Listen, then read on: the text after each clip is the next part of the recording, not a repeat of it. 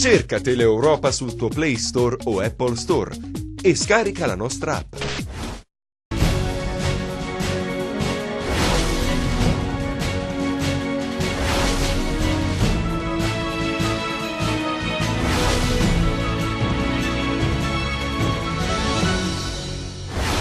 Tragico incidente stradale questo pomeriggio sulla SS 107 nei pressi di Celico. Nell'impatto coinvolte 2 auto e un camion. A perdere la vita una 42enne residente in località Spezzano Piccolo di Casali del Manco.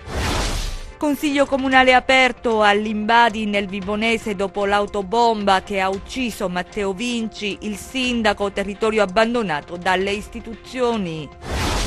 Presentata a Catanzaro dal presidente Oliverio la nuova giunta in rosa, 3 donne nell'esecutivo, il governatore cambiamo rotta. L'ufficializzazione in una conferenza stampa a Cosenza, il consigliere regionale Alessandro Niccolò aderisce a Fratelli d'Italia.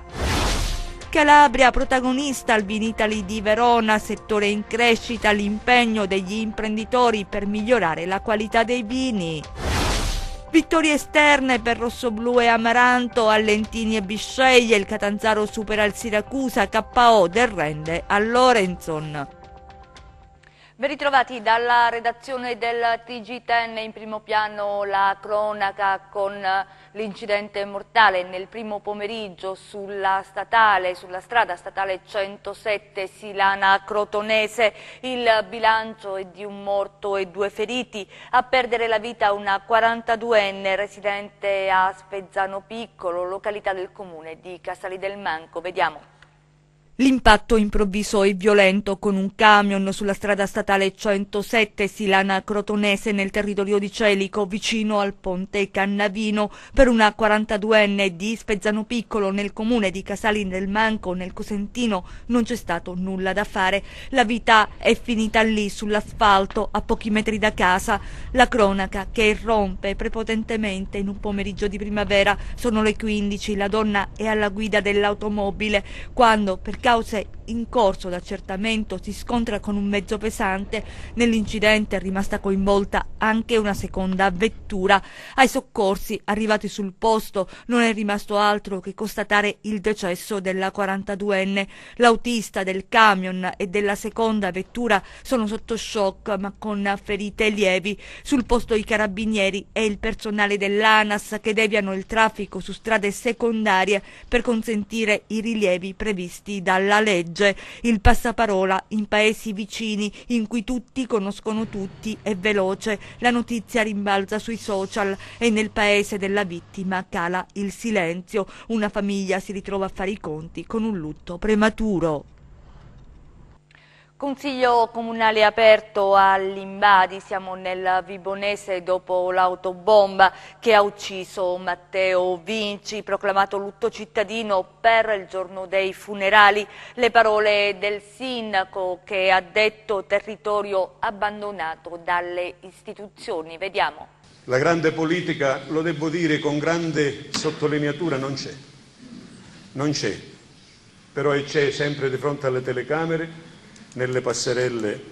La denuncia del sindaco Pino Morello, che nel suo discorso ha sottolineato l'assenza della grande politica, non è servito solo a fotografare uno stato di fatto, quanto a farsi interprete della sensazione che oggi si prova all'Imbadi, comunità ancora sconquassata da quel boato di morte. Perché oltre al dramma di una vita spezzata, oltre al gesto abnorme di una criminalità che ha così dispiegato il senso della propria arroganza, l'autobomba che ha ucciso Matteo Vinci ha ottenuto un altro effetto ben più importante da evidenziare: la reazione di una comunità evidentemente non più disposta a subire passivamente. La prova è stato questo consiglio comunale straordinario, convocato ieri pomeriggio e dedicato al terribile evento. L'iniziativa dell'amministrazione comunale è seguita alla fiaccolata della sera prima voluta dal gruppo della minoranza consiliare con il quale Vinci si era candidato alle comunali del 2015. Presente nell'aula in prima fila Rosaria Scarpulla, madre della vittima, con la fidanzata del figlio Laura Sorbara, accompagnate dall'avvocato Giuseppe De Pace, legale di famiglia.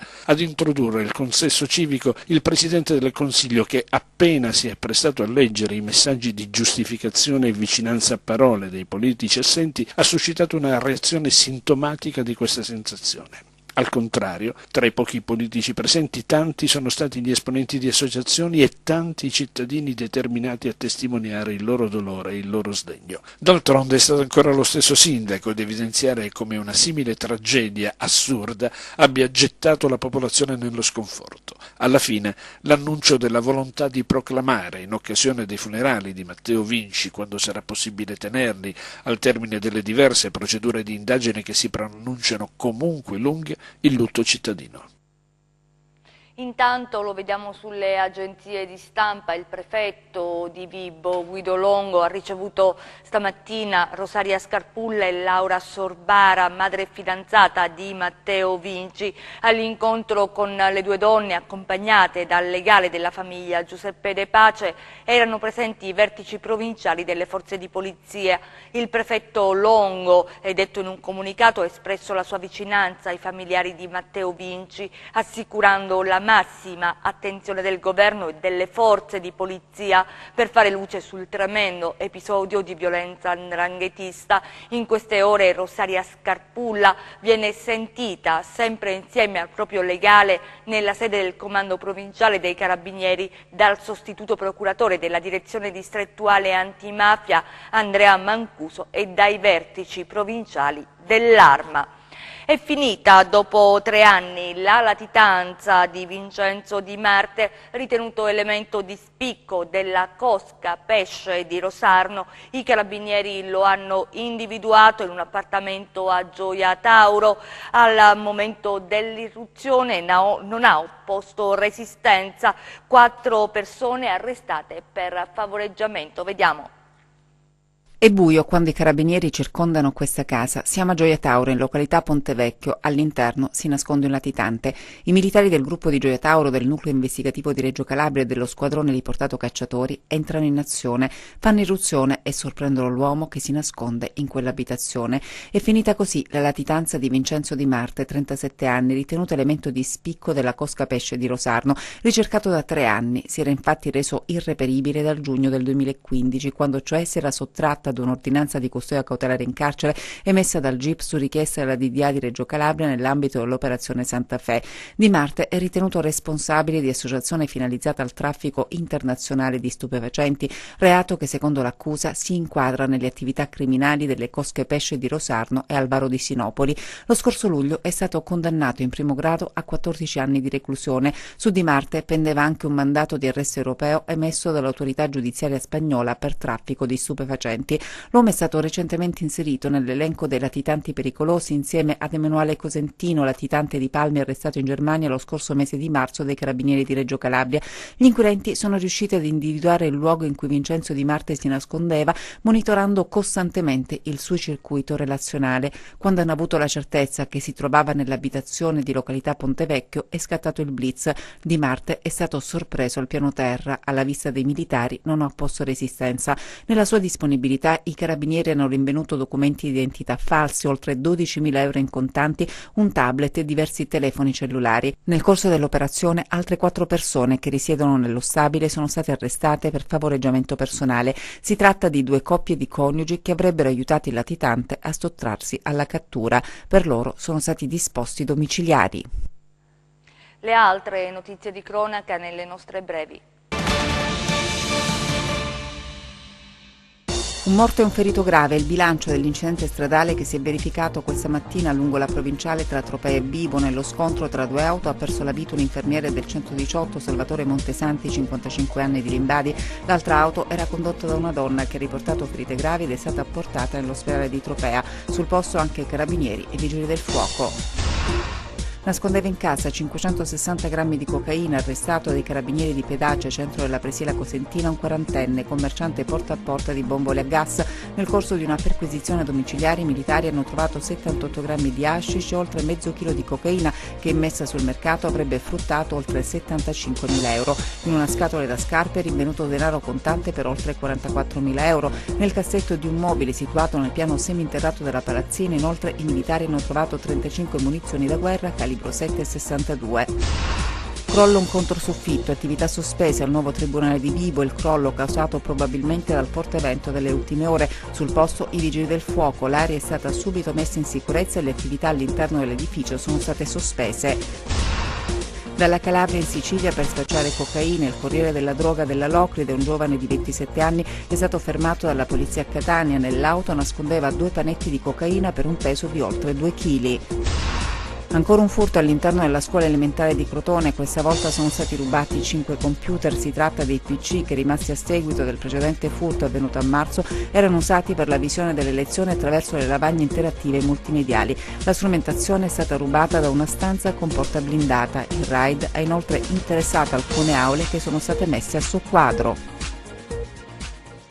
Cambiamo argomento, battesimo oggi pomeriggio a Catanzaro per la nuova giunta regionale. Come anticipato nei giorni scorsi, i nuovi assessori sono donne, 3 donne. Il presidente Oliverio dice: cambiamo rotta, vediamo. Insediata oggi pomeriggio a Catanzaro la nuova giunta regionale, vicepresidente con delega alle attività produttive è stato nominato Francesco Russo, assessore alla logistica, al sistema portuale e al sistema Gioia Tauro, Antonella Rizzo confermata all'ambiente, Franco Rossi alla pianificazione territoriale, Roberto Musmanno alle infrastrutture. L'esecutivo si completa con la nomina di Maria Teresa Fragomeni, assessore al bilancio, programmazione economica e finanziaria, Angela Robbe, delegata al lavoro, formazione e politiche sociali, Maria Francesca Corigliano, infine, assessore ai beni culturali e all'istruzione. Persone di alta professionalità, ha detto il governatore Mario Oliverio presentando la squadra. Insieme, ha aggiunto, dobbiamo avviare una fase nuova per realizzare quella rivoluzione della normalità per la quale sono impegnato dal primo giorno del mio insediamento. Conferenza stampa oggi a Cosenza per ufficializzare l'adesione a Fratelli d'Italia del consigliere regionale Alessandro Niccolò. Per noi Anna Franchino. Un importante valore aggiunto per l'autorevolezza, l'esperienza, la serietà, la coerenza e la capacità che ha saputo dimostrare nel corso della sua esperienza politica.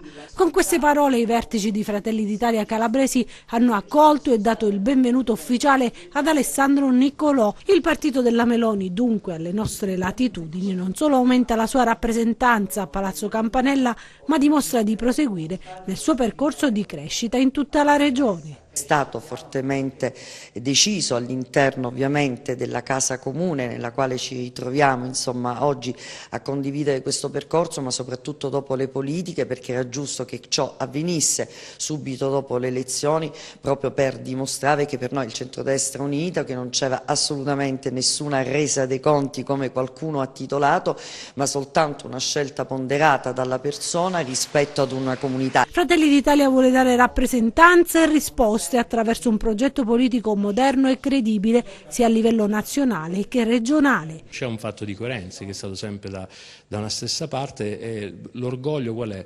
Di avere gente d'esperienza, perché senza l'esperienza noi siamo quelli che investono di più sulle nuove classi dirigenti, non si va da nessuna parte, perché la politica o torna competenza e speranza anche con i comportamenti di chi sta nelle istituzioni, Sandro Niccolò è uno di questi, e a noi, a Fratelli d'Italia, nell'ambito del centrodestra tocca questo spirito dal basso di poter immaginare, soprattutto in Calabria, che non arrivano i marziani a cambiare le cose, ma serve alla politica. Alessandro Niccolò è un esponente politico di grande valore. Dopo 22 anni di militanza con il partito di Berlusconi, la cocente delusione ha favorito il cambio di casacca, restando comunque nella coalizione di centrodestra. Qualcuno mi diceva perché non ho fatto il passaggio prima.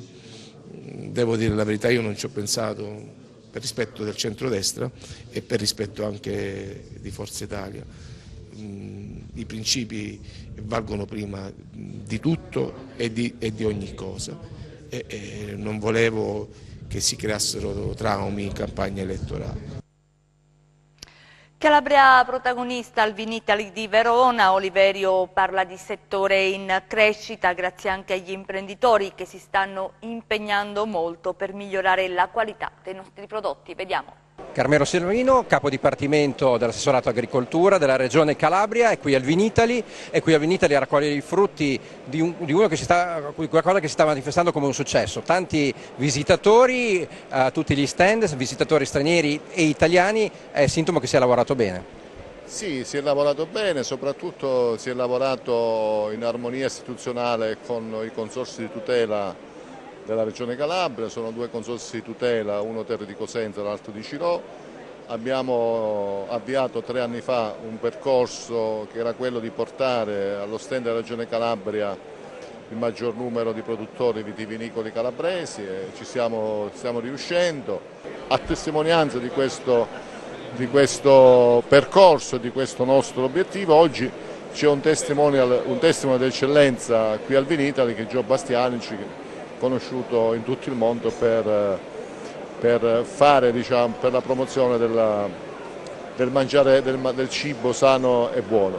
Il bello, interessante, essendo italo-americano, la realtà calabrese in America è fortissima. Mi sento che tutti gli italo-americani, tantissimo, anche la parte di mia moglie, sono italo-americani che sono partiti dalla Calabria tanti anni fa. Allora, viva Calabria! Viva la Calabria, che sta lavorando molto bene. Gli Stati Uniti e l'America sono il focus di questo Vinitali e la Calabria in questo senso ha molto da dire. C'è una riscoperta di vitigni storici, rossi, ma anche di vini bianchi, e questo tu lo confermi? Certo, con un vino così sicuramente super pulito si sente assolutamente il vitigno autoctono, mineralità. È il compito di un vino italiano di raccontare un po' del posto. Recentemente ho avuto l'opportunità di anche andare a Reggio Calabria, visitare, stare lì, e quando vai lì capisci veramente la porta dell'Italia che va al Mediterraneo, no? Al Middle East, all'Africa. È molto bello e, come ho detto prima, la Calabria ha la fortuna che le persone e i sapori parlano del posto. A Civita adesso, dove è stato consegnato al CAI il rifugio di Colle Marcione, vediamo. Grazie all'impegno del Parco del Pollino, di Calabria Verde, del Comune di Civita e della sezione del Club Alpino Italiano di Castrovillari è stato consegnato il rifugio Colle Marcione a Civita al CAI di Castrovillari. Un punto di riferimento importantissimo per gli amanti della montagna in un posto altrettanto importante, crocevia di molteplici attività sportive. Questa struttura può essere un ottimo fenomeno per quanto riguarda il discorso del turismo montano, e quindi mi auguro che con l'aiuto del CAI si possa raggiungere l'obiettivo che ci siamo previsti, quello di ottenere una visualizzazione della nostra montagna in modo particolarmente bella, che comprende tutto quanto il nostro territorio. Colle Marcione è da sempre definito come la porta orientale calabra del Parco Nazionale del Pollino. Io credo che oggi queste strutture possono essere gestite non in maniera improvvisata, ma richiedono grande professionalità, grande passione, grande impegno e soprattutto strutture che abbiano anche una storia rispetto ai temi di quello che una volta era considerato il grande camminamento sulle nostre montagne. Il CAI, sicuramente il Centro Alpino Italiano, può essere un punto di riferimento importante. Su prenotazione funzionerà come l'altro rifugio che noi abbiamo anche a Campolongo di Mormanno, ci sarà un numero chiaramente di riferimento dove uno può prenotarsi e da qui usufruire di i sentieri del CAI che sono già segnati, i sentieri del Parco del Pollino e tutto quello che comunque alpinisticamente è disponibile nella parte alle spalle del rifugio delle Timpe, che sono dei luoghi dove gli alpinisti provenienti da tutta la regione, anche dalla Puglia, hanno segnato proprio delle vie alpinistiche molto belle. La pagina sportiva del lunedì curata da Gianluca Pasqua, vediamo. 26 punti conquistati fuori casa, un fattore campo al contrario per il Cosenza, che se anche al Marulla avesse raccolto qualcosa in più, adesso se la giocherebbe con le prime della classe. Anche a Lentini i lupi hanno fatto la voce grossa, un approccio deciso che ha messo in difficoltà la Sicula Leonzio. Tutino e Calamai hanno avuto le occasioni più nitide per i rossoblù. Gammone ha provato a seminare lo scompiglio nell'area ospite, non riuscendo a impezzire Saracco. Poi lo schema da calcio d'angolo che ha portato al vantaggio, da Corsi a Baclé, con Dorazio pronto a spiazzare Narciso. Un gol pesante, base solida, sulla quale costruire il settimo successo esterno, controllando l'avversario e provando a trovare il gol del raddoppio, sfiorato nel secondo tempo con Tutino, sfortunato nell'occasione del palo colpito, Narciso battuto. Nel finale però il Cosenza ha rischiato di mandare tutto in fumo. L'intervento di Camigliano su De Felice ha offerto la possibilità a Biccio Arcidiacono di dare un dispiacere enorme ai propri ex tifosi, ma Saracco li ha difesi al meglio, salvando come a fondi la Porto Rossoblu. È una vittoria che ha doppio valore, perché secondo me questa è una squadra che se arriva a playoff ti fa girare le balle. Abbiamo fatto quello che dovevamo fare con il cuore, perché a un certo punto per vincere questa partita i ragazzi hanno tirato fuori orgoglio e cuore, perché abbiamo sofferto. Nel secondo tempo in modo particolare ci hanno costretto a difenderci più bassi, non si ripartiva più. Un paio di volte la potevamo chiudere prima con Tutino, ma anche con Ocherè che se la dà a Baclè va dritto in porta, poi lo può fare, lo può sbagliare, però era una situazione favorevole. Una gara equilibrata quella tra Rende e Casertana, con pochissime emozioni che forse, dopo le schermaglie iniziali con le conclusioni di Godano da una parte e Meola dall'altra, si sarebbe conclusa con un pareggio. Ma i biancorossi non avevano fatto i conti con Francesco De Rose e il suo guizzo sul secondo palo, sul cross di Turchetta deviato da Padovan. Ed è bastato il gol di Riggio a decidere la sfida tra Catanzaro e Siracusa. Bravo il difensore giallorosso a trovare lo spunto vincente sull'assist acrobatico di Gambaretti. Gara intensa da parte dei padroni di casa, che con Pancaro hanno intrapreso un percorso fatto di concretezza e sacrificio che li ha portati a un passo dalla salvezza. Per noi era di vitale importanza vincere. Abbiamo fatto la partita che dovevamo fare, come a Cosenza, e da questo punto di vista questa squadra ha dimostrato di essere una squadra che sapeva quello che doveva fare e sapeva come andare a prendere questa partita. Quindi insomma, sono molto contento. È normale che in casa abbiamo dovuto lasciare il pallino del gioco a loro e questo a me non piace tanto, però in questo momento la partita da fare era questa e da questo punto di vista siamo stati bravi, molto bravi, perché non abbiamo concesso niente, abbiamo creato diverse palle per fare gol e per raddoppiare, quindi faccio solamente i complimenti. E Sciaman, il vice bianchimano, il gol dell'attaccante Amaranto ha portato in vantaggio la Regina nella sfida a salvezza con il Bisceglie. La bella rete di Di Delvino, conclusione alla distanza, ha rimesso in giochi in parità fino al 2-1 risolutivo siglato da Pasqualoni sugli sviluppi di un calcio d'angolo. Dalla Serie C alla Serie D, che accoglie il Locri, che con largo anticipo taglia il traguardo raggiungendo quota 68 punti in classifica, grazie alla goleada messa a segno al cospetto della Mantea nella gara giocata sul proprio campo dopo un mese e mezzo di assenza per squalifica. La grande festa Amaranto è partita al 90° con la standing ovation per tutti i protagonisti della cavalcata vincente.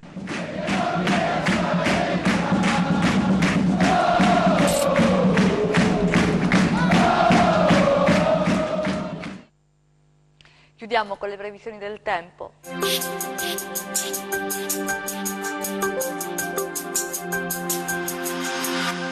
Ben ritrovati allo spazio delle previsioni del tempo a cura di meteoincalabria.it.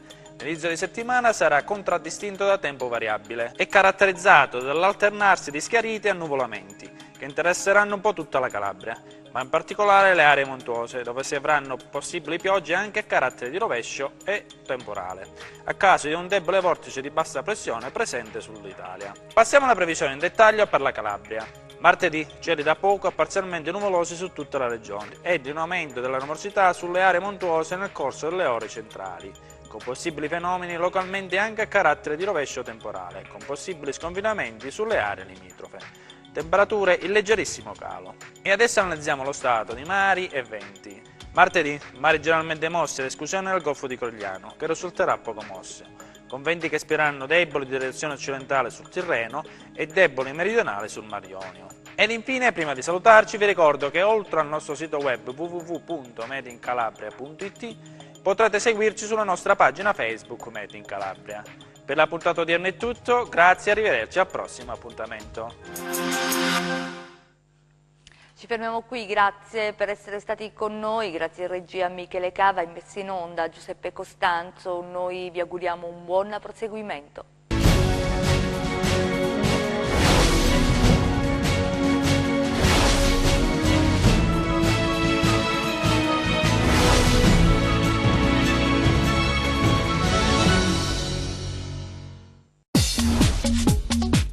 Cerca Teleeuropa sul tuo Play Store o Apple Store e scarica la nostra app.